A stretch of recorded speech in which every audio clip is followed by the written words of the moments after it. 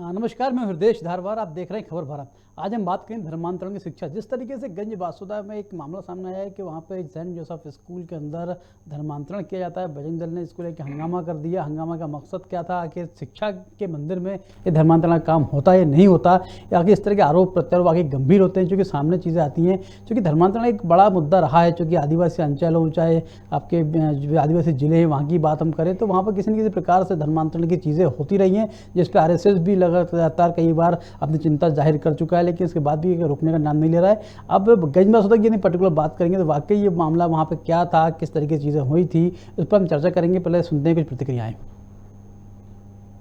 धर्मांतरण को लेकर कांग्रेस पार्टी का रुख बिल्कुल स्पष्ट है और देश में और प्रदेश में मौजूदा कानूनों में भी स्पष्ट प्रावधान है। बावजूद उसके चूंकि चुनाव की नज़दीकियां हैं, उत्तर प्रदेश की तर्ज पर मध्य प्रदेश में भी सांप्रदायिकता, धर्म का इस्तेमाल और मतों का विभाजन, इस उद्देश्य से भारतीय जनता पार्टी और उससे संबंधित सरकार विभिन्न नियमों और कानूनों में तब्दीली लाकर वैमनस्यता के बीजारोपण करना चाहती है। यदि मौजूदा कानूनों का ही इस्तेमाल ईमानदारी से हो जाए तो किसी नए कानून की आवश्यकता नहीं है, मगर एक भय पैदा करने के लिए सरकार इस तरह की शगुफे छेड़ती है। इससे कुछ हासिल होने वाला नहीं है। जब जब जहाँ जहाँ कांग्रेस की सरकारें रही हैं, धर्मांतरण का जो एक पूरा खेल है वो रचा जाता रहा है। और ये भारतीय जनता पार्टी के आरोप नहीं है। केरल के अंदर जब कांग्रेस पार्टी की सरकार थी और ओमन चैंडी इनके मुख्यमंत्री थे, उन्होंने विधानसभा की पटल पर बताया था कि 2006 से लेकर 2014 के बीच में 2666 मामले धर्मांतरण के सामने आए हैं। आज जो परिस्थिति छत्तीसगढ़ के अंदर है, झारखंड के अंदर है, महाराष्ट्र के अंदर है, जो ट्राइबल क्षेत्र में जाकर धर्मांतरण तेजी से करवाया जा रहा है, ये भी आज सबके सामने है। और सरकारें वहाँ पर किसकी हैं ये भी जनता देख रही है।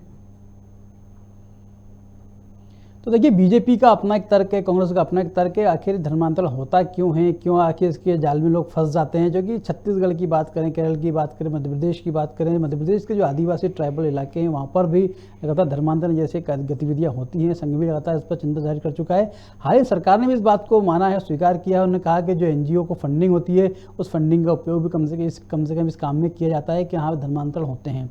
इस पर हम चर्चा करेंगे। वहाँ से खास मेहमान साथ जुड़े हैं ब्रजभूषण नाथ जी, जो कांग्रेस के वरिष्ठ नेता भी हैं और समाज सेवक भी हैं। ब्रज जी, आपने इस मामले को नज़दीक से देखा भी है, जानते भी, मध्य प्रदेश की तासीर को भी समझते हैं, क्योंकि धर्मांतरण एक बड़ा विषय भी रहा है, क्योंकि संघ और भारतीय जनता पार्टी लगातार इस बात को उठाते भी रहे हैं। अभी हाल ही में ताज़ा मामला आपने देखा हो, गंज बासुदा का सामने आया है, जहाँ पर एक बजरंग दल के कार्यकर्ता पहुँचते हैं, हंगामा खड़ा करते हैं, कहते हैं कि स्कूल के अंदर शिक्षा के नाम पर धर्मांतरण किया जाता है 4 बच्चों का। लेकिन इसमें गृह मंत्री ने भी जाँच के आदेश दिए हैं, जाँच चल रही है। 21 रूप में देखते हैं इस पूरे मामले को। हृदय जी, निश्चित तौर पर आपके चैनल ने यह मुद्दा उठाकर एक जागरूकता फैलाने का अभियान चलाया है। बड़ी हिम्मत वाली बात है, मैं बधाई देता हूं आपके चैनल को। अभी बीजेपी के प्रवक्ता महोदय कह रही थी कि केरल में हुआ और जहां जहां कांग्रेस सरकार होती है वहां ऐसा होता है। ये उपद्रवी जो लोग हैं ये जाके SDM से बात कर लेते, कलेक्टर वहां पे हैं। अगर मध्य प्रदेश में प्रशासन की व्यवस्था दुरुस्त है तो कलेक्टर से जाके बात करते, उनको आवेदन देते और कलेक्टर साहब जांच करते। अब ये उपद्रवी जो गए हैं और जिन्होंने पथराव किया है, जय श्री राम के नारे लगाए हैं और इनने जो तोड़फोड़ करी है, क्या इन उपद्रवियों को तभी सहमत होते हैं कि जो जांच होगी, अगर वहां पे धर्मांतरण का कोई प्रकरण नहीं निकलता तो इन जितने उपद्रवी हैं उन पर कार्रवाई होगी, या अगर उस पर प्रकरण में धर्मांतरण का मामला निकलता है तो इन सभी उपद्रवी को मध्य प्रदेश शासन को राज्यपाल के यहाँ बुलाकर और सबको पुरस्कृत करना चाहिए। और इसी प्रकार के उपद्रवी लोगों को हर क्रिश्चियन स्कूल में और मदरसा में बिठा के नियुक्त कर देना चाहिए। और उनकी नियुक्ति ऐसी कर देनी चाहिए कि आप हमारे शासन का हमारे हिसाब से काम कर रहे हो, और जो हमारे काम में कलेक्टर साहब काम नहीं कर रहे, SDM नहीं कर पा रहे, CSP नहीं कर पाए, OSD नहीं कर पा रहे, तो ये काम उपद्रवी जो है आप ही लोग कर सकते हो। आप ही हमारे देश के प्रणेता हो, आप ही देश के हमारे नागरिक हो, जो धर्मांतरण पूरे देश में और प्रदेश में रोकने के लिए आप सफलतम काम कर रहे हो और आप ही जागरूकता फैलाते हो। आप ही जो इस प्रकार से जो हुआ नहीं है, एक विजुअल आई है खाली कि लोग पथराव कर रहे हैं, इतने उपद्रवी एक स्कूल में इकट्ठे हो जाते हैं और प्रशासन शासन वहां देखता रह जाता है और कुछ करता नहीं है। इन पे कार्रवाई तो आप कर नहीं रहे। धर्मांतरण के जांच बिठा दी है, जांच करेगा कौन, किसकी जांच करेगा, कैसी जांच होगी? जांच तो ये होनी चाहिए कि ये लोग वहां पे इकट्ठे हुए कैसे, ये मॉब इकट्ठा हुआ कैसे। अगर वहां पे मॉब हो रहा है तो नरोत्तम मिश्रा जी ने एक जांच के आदेश दिए हैं, नरोत्तम मिश्रा को एक जांच के आदेश और करना चाहिए और निश्चित तौर पर कर देना चाहिए आज। तो ये धर्मांतरण का कानून और धर्मांतरण की जो बातें जो भारतीय जनता पार्टी के लोग करते हैं वो नहीं करेंगे। और अगर ये प्रक्रिया नहीं रोकी गई तो ये जो मिशनरी का स्कूल है, आप मिशनरी के लोग इकट्ठे हो जाए और जहां पे सरस्वती स्कूल में धर्मांतरण की बात होती है वहां पे पथराव कर दें, तो वो अन्याय हो गया। आप जो कर रहे हो ये न्याय हुआ है, जो पथराव करवा लिया और कोई एविडेंस नहीं है और एक अफवाह में कह दिया कि धर्मांतरण हो रहा है। तो भारतीय जनता पार्टी के कार्यकर्ताओं को एक बढ़िया एक काम कर लेना चाहिए कि हर स्कूल में जाकर जहां पे हिंदू लोग पढ़ रहे हैं अब उनको वहां से स्कूल से निकाल लेना चाहिए और सरस्वती स्कूल में एडमिशन करा लेना चाहिए। जो क्रिश्चियन बच्चे हैं उनको केवल क्रिश्चियन स्कूल पढ़ाना चाहिए, मदरसे में मुस्लिम बच्चों को पढ़ाना चाहिए, सिख बच्चों को गुरुद्वारा के जो स्कूल है उनको पढ़ाना चाहिए और हिंदुत्व का जो स्कूल है जो मालिक होगा हिंदू का उसमें केवल हिंदू बच्चे पढ़ने चाहिए। इस प्रकार की आप समानता ले आएंगे तो मैं समझता हूं मध्य प्रदेश सुशासन की ओर चला जाएगा।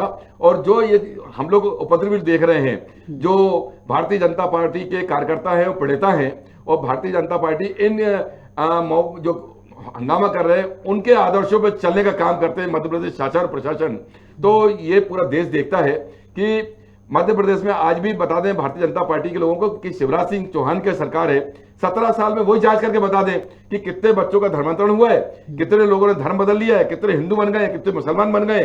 और ये डाटा विधानसभा पटल पर रखना चाहिए। और 15 महीने की कमला जी सरकार में कितने हिंदू बन गए थे, कितने मुसलमान बन गए थे, उसका आंकड़ा प्रस्तुत कर दें और एक श्वेत पत्र जारी कर दें कि जहां जहां मिशनरी की स्कूल है वहां पे केवल पढ़ाई नहीं होती, केवल धर्मांतरण ही का काम किया जाता है और लाइसेंस निरस्त कर दें।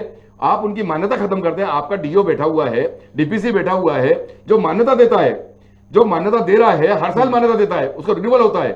तो क्या मान्यता देने वाला क्या देख नहीं रहा कि हो क्या रहा है वहां पे?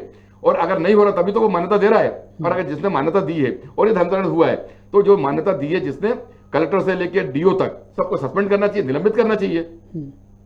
नहीं, वाकई ये एक गंभीर विषय भी है, क्योंकि जिस तरीके से नेहा बग्गा का भी सुना आपने, वो भी कहते हैं कि जहाँ जहाँ कांग्रेस की सरकार रही, कांग्रेस के शासन में इस तरह की चीज़ें होती हैं, बढ़ती हैं। क्योंकि केरल के उन्होंने जिक्र किया, उनने जो उन्होंने टारगेट किया है, किस तरीके से संघ भी लगातार बात चिंता करता है कि जो आदिवासी समाज है वो अक्सर लालच में आकर इस चीज़ों में इन्वॉल्व होता है और धर्मांतरण कर लेता है। तो ये चिंता का तो विषय है, लेकिन धर्मांतरण होता क्यों है, इसकी मूल वजह क्या है? जो सरकार ने हाल ही में एक चीज़ और कही है भरत जी, कि जिस तरीके से जो फॉरेन फंडिंग होती है, तो फॉरेन फंडिंग का उपयोग इस तरह के काम में किया जाता है। उसका कितना सहमत है आप उससे? अगर ऐसा लगता है कि फॉरेन फंडिंग होती है और मध्य प्रदेश के किसी भी ग्रामीण अंचल तक में हो जाती है और तो उसकी जवाबदारी ये जो गदर बचा रहे हैं उनकी नहीं है। वहां के जो एक उनका तंत्र है, प्रशासन का तंत्र है और सीबीआई है, उनकी इंटेलिजेंस है। अगर ये फंड आने के बाद इस प्रकार का उसका दुरुपयोग होता है तो निश्चित तौर पर शासन का फेल्योर है कि उसके फंड भी आ भी रहा है और धर्मांतरण करके वो आपके आदिवासी बच्चों को उठा के दूसरे धर्म में ले जा रहे हैं और आप कुछ कर नहीं पा रहे। और 17 साल से महोदय भारतीय जनता पार्टी की सरकार है और एक भी अगर प्रकरण ऐसा होता है तो मैं समझता हूं कि मंत्रिमंडल की और शिवराज सिंह चौहान जी की मध्य प्रदेश में सबसे बड़ी नाकामी है ये। बिल्कुल नाकामी है, क्योंकि सरकार भारतीय जनता पार्टी की है, सवाल भी सर भारतीय जनता पार्टी से होंगे। जिस तरीके से हमने आज कोशिश भी की, लेकिन इस मुद्दे पर बोलने से कहीं कि भारतीय जनता पार्टी लोग बच रहे हैं, ताकि बोलना नहीं चाहते कि इनके विषय क्या है। क्योंकि सरकार में लगातार इस तरह की गतिविधि सामने आ रही है कि जब से भारतीय जनता पार्टी सरकार मध्य प्रदेश में 17 साल लगभग हो चुके हैं, इसके बाद से लगातार इस तरह के मामले सामने आना और उन पर चिंतन होना, मंथन होना, बातचीत होना बार बार निकल सामने आती है। आखिर चीज़ें होती क्यों हैं? आप क्यों से ठीक से मॉनिटरिंग नहीं कर पाते? कि सरकार का भी कभी फेल्योर तो है इसमें। हृदय जी, आपने देखा होगा कि एक नया बीच में कानून लेके आए थे, धर्मांतरण कानून, और जिसको उन्होंने अजीब नाम दिया था, लव जिहाद। उसमें भी मैं डिबेट पे बैठा था और मैंने पूछा था उनसे कि लव जिहाद जो होता है, भारत के संविधान ने 18 साल के बच्चों को अधिकार दिया है कि वो अपना धर्म परिवर्तन कर सकता है और मध्य प्रदेश के हर जिले में कलेक्टर को भी अधिकार है कि अगर 18 साल का बच्चा कोई धर्म परिवर्तन करने आ रहा है तो उसको अधिकार के साथ एक पेपर में विज्ञापन देता है और धर्मांतरण कर लेता है। तो अगर इस प्रकार के, तो नरेंद्र मोदी जी से भी निवेदन कर लें शिवराज सिंह चौहान जी कि ये संविधान बदल दे और जो भी धर्मांतरण करने की कोशिश करेगा उसको भरे चौराहे पे फांसी पे तख्ते पे चढ़ा देंगे। अगर इसी प्रकार की बात कर रहे हैं तो लव जिहाद से लेके लगातार धर्मांतरण कानून बना दिया, तो उनने शिवराज सिंह चौहान जी कहते हैं कि हमने नया कानून बना दिया। तो उस टाइम में मैंने सवाल किया था कि धर्मांतरण कानून कांग्रेस के प्रशासन में सालों से चला आ रहा है और उसके लिए जो अंतरजातीय जो विवाह होते हैं वो धर्मांतरण कानून में ही आते हैं और उसको लगातार कलेक्टर और एसडीएम उसकी जांच करता है, तहसीलदार उसकी जांच करता है, उसके बाद उनको अनुमति मिल जाती है। तो ये प्रकरण कि लव जिहाद में हम ऐसा कर देंगे ऐसा कर देंगे, तो मध्य प्रदेश में हवा में बात करने के पहले शासन प्रशासन को तर्क के साथ श्वेत पत्र जारी करना चाहिए और पटल पर रखना चाहिए, आम जनता को बताना चाहिए और जाके हर हिंदू को बताना चाहिए कि भाइयों बहनों जाग जाओ, हिंदू खतरे में हैं। और जब से बीजेपी सरकार आई है तो और ज्यादा हिंदू खतरे में आ गया है। ब्रज जी, एक बात और सामने आती है, जब जो बाल आयोग के राष्ट्रीय अध्यक्ष प्रियंका कानून को, उन्होंने भी इस मामले को उठाया था और सागर जिले का प्रकरण सामने आया था कि छात्रावास के अंदर जो वहाँ की वार्डन थी वो बच्चों को प्रताड़ित करती थी, मोटिवेट करती थी, कहती प्रेयर कीजिए और आप इस तरीके से शांति पाठ कीजिए। जो क्रिश्चियनिज्म की जो एक तरीके से धारणा होती है कि धर्म को जो मानने वाले लोग करते हैं उस पद्धति पूजा पाठ कराते थे और जो हिंदू रीति रिवाज से पूजा पाठ होती है उसके लिए वो मना करते थे। इस तरह के मामले सामने आए थे, इस पर भी बाल आयोग ने संज्ञान लिया था। हृदय जी, संज्ञान लेने से और इनके केवल हवा में बात करने से इस प्रकार के चीजों को रोका नहीं जा सकता। अलीराजपुर झाबुआ में मैं आदिवासी बच्चों के लिए काम करता हूँ, अनाथ बच्चों के लिए काम करते हैं जिनका कोई नहीं होता। मैं आपको मध्य प्रदेश की अभी का जो डाटा आया कल, लगभग 7 करोड़ आबादी में से 2 करोड़ 50 लाख लोग भुखमरी के कगार पर हैं। पूरे भारत में मध्य प्रदेश चौथे नंबर पे है और ये मध्य प्रदेश वो मध्य प्रदेश है जहां पे हिंदुओं की संख्या बहुसंख्यक में है। उसके बाद नंबर आता उत्तर प्रदेश का। उत्तर प्रदेश में बहुसंख्यक हिंदू ही है, मुसलमान और क्रिश्चियन और सिख नहीं है। और उसके बाद नंबर आता बिहार का। आपको ताज्जुब होगा कि सबसे ज्यादा भुखमरी की कगार और सबसे ज्यादा धर्मांतरण के जो इस प्रकार के ठेकेदार हैं ये 3 राज्यों में ज्यादा देखने को मिलते हैं। तीनों राज्यों में सरकार किसकी है? आपकी सहमति की सरकार है या आपकी सरकार है? उसके बाद भी डर डर के आप एक ही बात बोलो कि भाइयों बहनों हिंदू खतरे में है। 70 साल की कांग्रेस के राज में हिंदू खतरे में कभी नहीं रहा। ऐसा क्या कारण है कि 7 साल में हिंदू खतरे में आ गया और क्रिश्चियन और सिख और मुसलमान ताकत में आ गए? तो ये आपकी फेल्यूर है ना। क्या कर रहे हैं आप लोग? मध्य प्रदेश में और देश में सबसे पहले जरूरत है इस देश में रोजगार की। इस देश में भुखमरी में जो 2 रोटी देने की, आप उसको दे नहीं पाते। जब मैं छात्रावास चलाता था, जो छात्रावास की आप बात कर रहे हैं, तो मैं सीधे बोलता था कि यहाँ पे जो जाति की बात करेगा वो इस हॉस्टल में नहीं रहेगा। हम सबका एक लाल खून है। और उस आदिवासी बच्चे को बड़ा ताकत से बोलता था जितना अधिकार तुम्हारा है ना, उतना अधिकार जो यहाँ कलेक्टर साहब बैठे हुए हैं उनको भी उतने अधिकार है। संविधान ने अधिकार दिया है उस बच्चे को भी, और जो पढ़ा लिखा एजुकेट आदमी है उसको भी एक ही संविधान दिया कि समान भाव से जीने का अधिकार। लेकिन मैं आपको एक घटना बताता हूं। जब हम एडमिशन करते थे तो उसमें अनाथ बच्चों को रखा जाता था। तो आपको हृदय जी बड़ा ताज्जुब होगा इसी मध्य प्रदेश में, और मैं आपको कभी भी इस मध्य प्रदेश के ग्रामीण अंचल में चल के मैं आपको प्रूफ कर सकता हूं। हम बोलते थे कि इस अनाथ बच्चों का एक हमारे पास फार्म होता था। उस फार्म में रहता था कि माता या पिता या दोनों उनमें से नहीं होने चाहिए, तो बच्चे को हम लोग उस छात्रावास में रखेंगे। बच्चे वो रहते थे जो 14 साल के बच्चे सिगरेट पीते थे, थिनर पीते थे और रात को चोरियां करते थे। उन बच्चों को एक कलेक्टर साहब ने एक अच्छी योजना चालू करी थी, जो भारत सरकार ने योजना लगाई थी। वो योजना से तहत बच्चों को, जो बच्चे भीख मांगा करते हैं, उनको इकट्ठा करके हम लोग हॉस्टल में रखते थे। आप बिलीव नहीं करेंगे कि माता आती थी और बोलती थी कि इसके पिताजी नहीं है, इसके पिताजी एक्सपायर खत्म हो गए। आपको विश्वास नहीं होगा, जब हम एडमिशन ले लेते थे तो 5 महीने बाद मालूम पड़ता था कि उसके पिताजी जिंदा हैं। मतलब 2 रोटी और अच्छी सुविधा लेने के लिए मां ये बोलने को तैयार थी, गरीब मां, कि इस बच्चे के पिताजी इस दुनिया में नहीं रहे हैं। ये परिस्थिति मध्य प्रदेश की जगह जगह ग्रामीण अंचल में है। शासन प्रशासन को सबसे पहले, और जितने मंत्री हैं उनको सबसे पहले वो ध्यान देना चाहिए। आदिवासी बच्चा हो, दलित बच्चा हो, पंडितों का बच्चा हो, ठाकुरों का बच्चा हो, पाटीदार का बच्चा हो, चौरसिया का बच्चा हो और यादव का बच्चे हों, ये सब लाल खून से पैदा हुए हैं। इन सब का भगवान एक ही है जिसका नाम है लाल खून। और इस प्रकार की जो भावना, जैसे जय श्री राम के नारा लगाए और बच्चे का धर्मांतरण कर रहे थे, खून तो नहीं बदल रहे थे, वो धर्मांतरण की बात कर रहे हैं। उसके बाद भी वहां के फादर ने बोला है कि हमें तो आपके चैनल के माध्यम से जानकारी मिली है, यहाँ पे ऐसा कोई प्रकरण नहीं हुआ। तो अब ये जांच का विषय है और मैं आपको खुला चैलेंज करके यहाँ चैनल के माध्यम से भारतीय जनता पार्टी के लोगों को बोलता हूं कि ये जांच जल्दी से जल्दी करिए। अगर वहां पे धर्मांतरण हो रहा है तो स्कूल की मान्यता निरस्त करिए, पूरे स्टाफ को जो भी धारा हो सकती है उस पर कार्रवाई करिए। और अगर ऐसा नहीं है तो जितने ये लोग वहां पे video clip Bharatiya Janata party के पुलिस के पास, सबके पास है, जितने लोग वहां घूम रहे थे उन सब पे 306 से लेकर जितने मुकदमे दर्ज कर सकते हैं आप करिए। नहीं तो आने वाले मध्य प्रदेश में इसी प्रकार के मॉब हर जिले में, हर विकास खंड में, हर तहसील में नजर आने वाले हैं।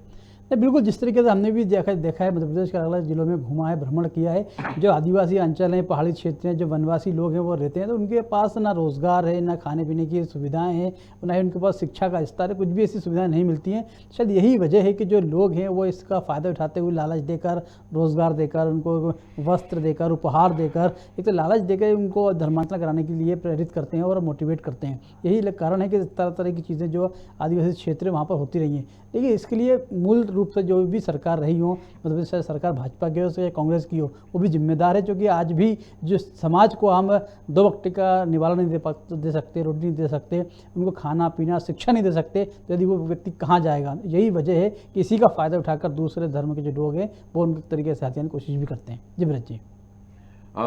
मैं वही आपसे कह रहा हूँ कि ये जो मॉब दिख रहा है इससे ये डरा रहा है मध्य प्रदेश में हम लोग को। और जो बच्चे अपने बच्चों को स्कूलों में भेजना चाहते हैं, ये वाले स्कूल पे थोड़ा विश्वास करते हैं, वो आने वाले समय में ऐसे स्कूलों में भेजने से डरेंगे। और आपके पास शिक्षा का स्तर या तो इससे बेहतर हो और सुविधाएं इससे बेहतर हो तो अपन इससे कंपटीशन करें। और अगर ये हुआ है तो मैं कह रहा हूँ बजरंग दल के जो कार्यकर्ता हैं या जो ये बीजेपी के जो कार्यकर्ता हैं, इनको क्या उनके पेरेंट्स ने बताया कि हमारे बच्चों के साथ ऐसा हुआ है? क्या उनके पेरेंट्स थाने में एप्लीकेशन लगाई कि हमारे बच्चों को धर्मांतरण यहाँ के पूरे स्टाफ कर रहा है और पैसों को लालच दे रहा है? और मुझे नहीं लगता कि ये जो स्कूल सेंट जोसेफ स्कूल है वहाँ पे मिडिल क्लास के नीचे का बच्चा वहाँ पे जो बीपीएल कार्डधारी है वो पढ़ भी पाता हो। और बिल्कुल मुझे नहीं लगता, क्योंकि वहाँ के फीस के मानदेय अलग हैं, वहाँ की सुविधाएं अलग हैं, बस का किराया अलग है, भोजन की व्यवस्था अलग है। हम भी अपने बच्चों को पढ़ाने के पहले 10 बार सोचते थे कि वहाँ भेज पाएंगे नहीं भेज पाएंगे। तो हमने विवेकानंद जैसे स्कूल में, मैं बड़ा क्लियर कर रहा हूँ कि विवेकानंद स्कूल में मैंने अपने बच्चों को पढ़ाया, इंग्लिश मीडियम था। तो अब अगर मैंने पढ़ाया है, मैं तो कांग्रेस में हूं ना। भारतीय जनता पार्टी के हर कार्यकर्ताओं को और नेताओं को चैलेंज है मेरा कि अपने बच्चों को इस स्कूल से निकालें और विवेकानंद विद्यापीठ में पढ़ाएं और सबसे स्कूल के आगे पढ़ने के लिए प्रेरणा दें। अगर जागरूक बनाना है तो अपने बच्चों को बनाइए। यहाँ पे ये अफवाह फैलाकर, ये भ्रम फैलाकर एक दूसरे में राग द्वेष की भावना पैदा करने से मध्य प्रदेश जगह जगह टुकड़ों टुकड़ों में बढ़ जाएगा। और भारतीय जनता पार्टी धर्म को, जाति को आपस में बांटने का काम ज्यादा करती है, जोड़ने का काम कम करती है। नहीं, बिल्कुल जिस तरीके से बात चल रही है कि धर्मांतरण का मुद्दा उठ रहा है, गरम मुद्दा है, चीज़ें चल रही हैं, लेकिन जो शिक्षा की बात हम करते, शिक्षा का स्तर की हम बात करते हैं, शिक्षा का स्तर वही का वही है। शिक्षा स्तर ठीक होगा तो शिक्षा आप दीजिए। शिक्षा के लिए ही आज ये स्कूल जो माने जाते हैं और मिशनरी स्कूल में लोग पढ़ते भी हैं, बच्चे जाते भी हैं, ताकि सस्ती शिक्षा मिलती है, अच्छी शिक्षा मिलती है, ताकि उनका व्यक्तित्व का निर्माण कर सकें। अब उसी शिक्षा के ऊपर सवाल खड़े करना और इस तरह की बातों को सामने लेकर आना, धर्मांतरण होता है। भाई धर्मांतरण जैसी कोई चीज़ वहाँ पर होगी तो जांच में पता चलेगा। लेकिन जिस तरीके से मामले सामने आ रहे हैं कि आरोप प्रत्यारोप दौर चल रहा है, हो रहा था, तो वो जो प्रिंसिपल खुद ही कह रही है कि मीडिया के माध्यम से जानकारी मिली है कि वहाँ ऐसा कुछ भी हो रहा है। इस तरह की चीज़ें आती है और गंभीरता से इसको लेना चाहिए सरकार को भी, ताकि इस पर सही से जाँच हो सके। जी भरत जी। हाँ, मैं वही कह रहा हूँ आपसे कि अगर ऐसा बार बार मध्य प्रदेश में लगता है कि हो रहा है तो मुख्यमंत्री जी भारतीय जनता पार्टी के और हिंदुत्व के देश में सबसे बड़े नेता हैं और हिंदुओं की रक्षा करने के लिए वो एक काम तो कर सकते हैं कि जहां जहां सेंट लगा है, convent school, saint Joseph school, Mother Teresa school, इन सबको बंद कर देना, लाइसेंस निरस्त कर दें। सब एक ही काम कर सकते हैं, बंद कर दें और अपने जो गरीब बच्चों का स्कूल है, छात्रावास है, उनका शिक्षा का स्तर सुधारे, तो कोई जाएगा ही नहीं वहां पे। वो आप करना नहीं चाहते। मध्य प्रदेश के हजारों स्कूल ऐसे हैं कि 8वीं क्लास का बच्चा जब पढ़ता है ना तो दूसरे का पहाड़ा भी नहीं बोल पाता है। आपका शिक्षा का स्तर ये है। ये मैं नहीं कह रहा, ये मध्य प्रदेश में जो देश में डाटा आता है कि मध्य प्रदेश में शिक्षा का स्तर क्या है, तो आपको मालूम पड़ जाएगा। मध्य प्रदेश में सबसे ज्यादा पढ़ाई कराने वाले जो बड़े बड़े लोग हैं वो पूना पढ़ाने भेजते हैं, एमबीए कराने पूना भेजते हैं। मध्य प्रदेश में पूना वाले, महाराष्ट्र वाले और केरला वाले अगर मध्य प्रदेश पढ़ने आते हो तो बता दीजिए आप। मध्य प्रदेश का आदमी बाहर पढ़ने क्यों जाता है? वो इसलिए जाता है कि हमारे यहाँ पे शिक्षा की व्यवस्था ठीक नहीं है। मध्य प्रदेश का व्यक्ति, पढ़ा लिखा व्यक्ति, बाहर पूना में, गुजरात में, केरला में, तमिलनाडु में, हैदराबाद में काम करने क्यों जाता है? इसलिए जाता है कि मध्य प्रदेश में रोजगार की व्यवस्था नहीं है। अगर ये व्यवस्था सुधर जाती, 17 साल में केवल आपने 2,52,000 करोड़ रुपए कर्जा लेके मध्य प्रदेश में हवा में उड़ा दिए। अगर शिक्षा के व्यवस्था में आपने देख लिया, अगर ये व्यवस्था सुधार लेते तो मध्य प्रदेश में इन लोगों को पढ़ाई में अपने नौकरी कर रहे होते और ये स्कूल के जहाँ शिक्षा के मंदिर कहते हैं हम लोग, वहां पत्थर नहीं मार रहे होते। ये आप ही का परिणाम है। ये 17 साल में जो बच्चा 6 साल का था, आज ये 23 साल का बच्चा हो गया और सेंट जोसेफ स्कूल में पत्थर मार रहा है। ये आप ही के प्रेरणा का नतीजा है कि आपने इतना अच्छा स्तर कर दिया है कि पढ़ाई कर नहीं पा रहा, नौकरी है नहीं, तो पत्थर तो मारेगा एक दूसरे को। कल बसों में बसें निकलेंगी, उसको पत्थर मारेंगे और आप जांच कराते रहना, जांच पे जांच और जांच पे जांच। नहीं, बिल्कुल, कि मामला बहुत गंभीर है। सरकार जांच की मांग करती है, लेकिन जिस तरीके से ऊपर भी पहुंचते हैं, शिक्षा के मंदिर को टारगेट करते हैं, वहां जाके धरना प्रदर्शन करते हैं, आंदोलन करते हैं, जय श्री राम के नारे लगाते हैं, बाकी ऐसा कोई मामला चल रहा था, शिकायत कर सकते थे, बात कर सकते थे, आगे चीज़ें आती हैं। क्योंकि वाकई सरकार भी इस पूरे मामलों को लेकर सतर्क है, अलर्ट है। क्योंकि जिस तरीके से फॉरेन फंडिंग होती है, आखिर पैसा जाता कहाँ है, किसके लिए पैसा आता है, इसकी कोई जानकारी नहीं है। जो पैसा बाहर से आ रहा है, क्या वाकई इस काम में लगता है? अगर ये सरकार के पास में इसके आंकड़े हैं, या सरकार इसको जानती है और सरकार इस बात को स्वीकार करती है, जो फॉरेन फंडिंग बाहर से आ रहा है उस पैसे का दुरुपयोग धर्मांतरण जैसे काम में या राष्ट्र विरोधी गतिविधियों में किया जाता है, सरकार ऐसे चीज़ों को सामने लेकर आए, उन पर कार्रवाई करे, ताकि इस तरह की चीज़ों को आगे नहीं बढ़ाया जा सके। जो धर्मांतरण जैसे गंभीर विषय सामने आते हैं, सरकार भारतीय जनता पार्टी की सर बात होती है हिंदुत्व की, हिंदुत्व की खातिर ही सरकार बनी है और चीज़ें हैं, लोग सब समर्थन करते हैं, मांग करते हैं और विश्वास भी करते हैं और इसी आस्था विश्वास के साथ वोट भी देते हैं। और लेकिन उसके बाद भी यदि चीज़ें होंगी तो कहीं ना कहीं वाकई राष्ट्र हित में नहीं है, प्रदेश के हित में नहीं है, सरकार उस पर भी संज्ञान लेना चाहिए। जी ब्रज जी। निश्चित तौर पे भारत देश संविधान के तहत इस देश को बांटकर शासन तो किया जा सकता है, विकास नहीं किया जा सकता। विकास करने के लिए सबको समान रूप से देखना पड़ेगा, समान रूप से सबको शिक्षा का स्तर बढ़ाना पड़ेगा, स्वास्थ्य का स्तर बढ़ाना पड़ेगा, शुद्ध पानी का स्तर बढ़ाना पड़ेगा और रोजगार के साधन उपलब्ध कराने होंगे। और जब रोजगार मिलेगा तो आदमी अपने बच्चे को अच्छा एजुकेशन दे पाएगा, अच्छा रोजगार दे पाएगा और पूरा परिवार सुखी संपन्न परिवार जो कहलाता है भारत में वो नजर आएगा। अभी आप डिबेट के बाद एक चीज मालूम करना है हृदय भाई कि इस भारत में मध्याह्न भोजन का पैसा कौन भेजता है, केवल इतना मालूम कर लेना, आपकी आंखें खुल जाएंगी। ये विदेश से जो फंड आता है भारत के गरीब देश के लिए, बच्चों के लिए पीपी किट आते हैं, मेडिकल का सामान आता है। नरेंद्र मोदी जी एक बार संसद बुला लें और उनसे कह लें कि हमारा भारत विश्व गुरु बनने की राह पर है और कोई भी विदेश 1 रुपए यहां दान देगा उसको पाप समझा जाएगा, कह दें, ऐलान कर दें। वो आप करोगे नहीं, खड़े हैं मांगने के लिए और यहां पे एजुकेशन के शिक्षा के मंदिर पे पथराव कराते हैं। और ये जो पथराव की अगर प्रक्रिया बढ़ती गई, निश्चित तौर पर अगर इन लोगों पे कार्रवाई नहीं की गई, कलेक्टर साहब से भी निवेदन है कि कलेक्टर साहब की संज्ञान में सब चीजें हैं, वीडियो देखें और सबको थाने में बिठाएं और उनके पेरेंट्स से पूछे कि इनका शिक्षा का स्तर क्या है, तो आपको मालूम पड़ जाएगा शिक्षा का स्तर इनका मध्य प्रदेश में कितना रहा है मध्य प्रदेश के वासी हमारे ये लोग। तो मध्य प्रदेश में शिक्षा का स्तर अगर अच्छा होता ना तो ये पत्थर मार के जय श्री राम नहीं कर रहे होते, जय मध्य प्रदेश और जय हिंदुस्तान कर रहे होते। चलिए, इसी खबर पर अधिक बातचीत करने के लिए यश भारती जुड़ चुके हैं, जो सपा के नेता भी हैं। यश जी, बहुत स्वागत है आपका, खबर भराते हैं। बहुत बहुत धन्यवाद भैया, नमस्कार। जिस तरीके से मामला आपने देखा होगा, धर्मांतरण का एक मुद्दा बहुत गरमाया हुआ है, गंज बासुदा का मामला आपने देखा होगा नज़दीकी से, जो जिस तरीके से वहाँ पर बजनगर लोग जाते हैं, नारेबाजी करते हैं और ये आरोप लगाते हैं कि वहाँ पर धर्मांतरण का काम किया जा रहा है। किस रूप में देखते हैं आप इसको? देखिए, बड़ी सीधी सी बात है। देश के अंदर जिस तरीके से जय श्री राम के नारे को लगाया जा रहा है, मुझे लगता है कि जो प्रतीक है मर्यादा के, जिनसे हम लोग सब मर्यादा में रहना सीखते हैं और बहुत कुछ प्रभु राम का हम लोग अगर अनुसरण करने के विचार रखते हैं तो बहुत कुछ सीखने को मिलता है। त्याग, तपस्या, कैसे सब चीजों को समझना चाहिए, वो सारी चीजें।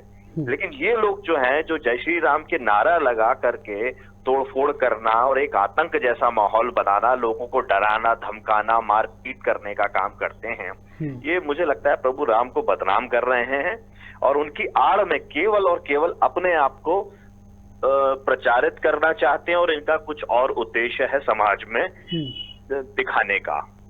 और उसी का ये परिणाम है जिस तरीके की विदिशा जिले की गंज बासोदा की ये घटना है और उस पे किसी तरीके की कोई कार्रवाई अभी तक ऐसी नहीं हुई जिससे ये लगे कि हाँ आगे इस तरीके की कार्रवाई पे कुछ रोक लग पाएगी, ऐसी घटनाओं पे रोक मध्य प्रदेश में लग पाएगी। लगातार इस तरीके की घटनाएं हो रही हैं। अभी सतना में हुई, झाबुआ में हुई और भी अन्य जगह प्रदेश के अंदर हो रही है, जो ईसाई समुदाय को लगातार टारगेट कर रही है और ये दिखाने की कोशिश कर रहे हैं कि ईसाई समुदाय जो है तो धर्मांतरण क्या कर रहा है। अगर कर रहा है तो इसको रोकने के लिए क्या कदम उठाए जा रहे हैं, ऐसे लोगों को रोकने के लिए क्या कदम उठाए जा रहे हैं जो उत्पात कर रहे हैं। तो मुझे नहीं लगता कि सरकार की तरफ से कोई ऐसा काम हो रहा है कि जनता को आश्वासन मिले कि हाँ पुलिस है, प्रशासन है, सरकार है, सब अपनी अपनी मर्जी से काम कर रहे हैं और माहौल खराब करने का काम कर रहे हैं। यदि सरकार ने हमारे देखने में एक और चीज आती है जी कि ये जितने लोग आरोप लगाते हैं, चाहे वो भारतीय जनता पार्टी के नेता हो, विश्व हिंदू परिषद के नेता हो, बजरंग दल के हो या आरएसएस के हो, ये जब एडमिशन की प्रक्रिया चालू होती है इन्हीं ईसाई मिशनरीज के स्कूलों में, तो ये तो लाइन में दिख रहे होते हैं उसमें एडमिशन लगाने के लिए, ये बड़ा ताज्जुब की बात है, करने का काम कर रहे होते हैं। तो ये दोहरा चरित्र जो इन लोगों का है कि जब अच्छी शिक्षा देनी है तो इन्हीं लोगों के पास पढ़ाना है, लेकिन जब उत्पात करना है तो इन्हीं के नाम से उत्पात करना है और अपना कुछ ना कुछ हिडन एजेंडा, कुछ ना कुछ छुपा हुआ मकसद ये सिद्ध करना चाहते हैं इस तरीके की कार्रवाई करके। यस जी, सरकार ने इस बात पर भी एक संज्ञान लिया है कि जो फॉरेन फंडिंग होती है, जो पैसा बाहर से आता है हमारे देश में, प्रदेश में, तो उस फंडिंग का उपयोग भी देश विरोधी गतिविधियों में किया जाता है, धर्मांतरण जैसी गतिविधियों में किया जाता है। उससे कितना सहमत हैं आप? ये सब बातें झूठी हैं। बाहर से फंडिंग आ रही है और सरकार उस पर बहुत ज्यादा नियंत्रण कर रही है, ये सब नोटबंदी में हमने देख लिया। अभी आपने सुनी होगी एक खबर कि 2000 और 500 के नोट कितने नकली विदेश से छप के यहाँ आ रहे थे। मेरे ख्याल से अफ्रीका या इंडोनेशियन एक नागरिक है, वो पकड़ा गया है और उसने इस बात का चैलेंज किया है कि जो बैंक में मशीन लगी हुई है वो भी मेरे नोट को नहीं पकड़ सकती कि ये असली है या नकली। तो बहुत बड़ा एक रैकेट था। तो जनता जो भोली भाली जनता है हमारी है, उनको भी गुमराह करना कि फॉरेन फंडिंग होती है। अगर फॉरेन फंडिंग से दिक्कत है तो भारतीय जनता पार्टी की सरकार बताए, भारतीय जनता पार्टी के लोग बताएं जो इनको फॉरेन फंडिंग होती है, जो बड़े बड़े आयोजन इनके नेता विदेश में जाके करते हैं और फॉरेन फंडिंग जब अपनी सरकार चलाने के लिए और अपनी दल को चलाने के लिए, बड़े बड़े आयोजन करने के लिए, इवेंट करने के लिए जो लाते हैं, उस फॉरेन फंडिंग पे क्यों नहीं रोक लगाते हैं? एक तरफ हम आत्मनिर्भर होने की बात हो रहे हैं और विदेश से हम चंदा बटोर के ले आते हैं। तो मैं वही बात कह रहा हूँ कि दोहरे चरित्र वाले लोग हैं ये और जनता को गुमराह करना चाहते हैं अपनी नाकामयाबी छुपाने के लिए। ना इन्होंने शिक्षा के ऊपर कोई काम किया है, ना स्वास्थ्य के ऊपर और ना सुरक्षा के ऊपर, इसीलिए ये व्यवस्था है। ये जी सामान्यतः रूप से अगर देखा जाए तो अगर क्या वजह मानते हैं आप ऐसा जो होता है? तो जी सामान्य रूप से देखा जाए तो धर्मांतरण की मुख्य वजह क्या मानते हैं आप? देख, धर्मांतरण एक व्यवस्था है। अभी उत्तर प्रदेश में भी एक मुसलमान व्यक्ति ने हिंदू धर्म अपनाया है और उन्होंने जाति भी अपनाई है त्यागी, और सहर्ष लोगों ने उस बात को स्वीकारा है। उसी तरीके से अगर कोई व्यक्ति दूसरा धर्म अपना रहा है तो उसको अपनाने दिया जाए, उस पर इतना बवाल क्यों? हर धर्म में सुख शांति बताई गई है, त्याग बताया गया है, समर्पण बताया गया है, मानवता के लिए जीना बताया गया है। अगर सभी लोग इस धर्म की बात को मानते हैं तो सब अच्छी बातें हैं। हिंसा तो किसी भी धर्म में नहीं है, लेकिन ये जो भी लोग हैं चाहे किसी भी धर्म में हो, इस तरीके के लोग हर धर्म में मौजूद हैं, तो हिंसा करना और धर्म के नाम पे अपनी उल्लू सीधा करने वाला कार्यक्रम चलाते हैं और लोगों को भ्रमित करते हैं। नहीं तो मुझे किसी धर्म में कोई आपत्ति नहीं लगती है और हिंदुस्तान भारत तो हमारा सर्वधर्म सद्भाव का संदेश समय समय पे देता है। यहाँ सब मिलजुल करके सारे त्योहार मनाते हैं, सारे धार्मिक संस्कृतियों को एक साथ मिलजुल करके हम मनाते हैं, जो गुलदस्ता है हमारा भारत। ठीक बात है। हाँ यार जी, बहुत शुक्रिया खबर जुड़ने के लिए आपका। ब्रज जी, समय का अभाव, जल्दी बात रखिएगा अपनी। हृदय जी, मैं सीधे सीधे एक बात पूछना चाहता हूं। ये जो लोग हैं जो पथराव करके, पत्थर मारकर भगवान स्वरूप जो बच्चों को भी वहां पे आतंकित कर रहे हैं, ये क्या राम, जय श्री राम लगाकर पापी नहीं है? कहां लिखा है कि जय श्री राम नारे लगाओ और पत्थर मारो शिक्षा के मंदिर पे? निश्चित तौर पे नरोत्तम मिश्रा जी से निवेदन है कि सबसे पहले इनको पकड़िए और उसके बाद जांच करिए। अगर वह स्कूल दोषी पाया जाता है तो उस पर भी कार्रवाई करिए, लेकिन पहले इन पे कार्रवाई करिए। अगर इस पे कार्रवाई नहीं करेंगे तो विदिशा के अलावा 51 जिले और बचे हैं। ये लगातार हर मिशनरी के स्कूल में, हर मदरसे में, हर गुरुद्वारे पे जाके ये पथराव करेंगे और जय श्री राम के नारे लगाएंगे। ब्रज विश्वनाथ जी, बहुत बहुत शुक्रिया आपका, बहुत धन्यवाद आपका कि आप स्टूडियो पधारे, हमारे बातचीत में शामिल हुए। और जिस तरह की बात चल रही है धर्मांतरण को लेकर, तो वाकई एक विषय गंभीर है, जो कि सरकार भारतीय जनता पार्टी की यदि सवाल खड़े होंगे तो सरकार से ही सवाल पूछे जाएंगे, क्योंकि सरकार को सब पता होता है कि कहाँ पर क्या चीज़ें हो रही हैं। यदि ऐसी चीज़ें हो रही हैं तो लगाम लगाने की ज़रूरत है, लगाम लगाइए, आगे कार्रवाई करिए। फिलहाल चर्चा में इतना ही, हमें दीजिए इजाज़त, नमस्कार।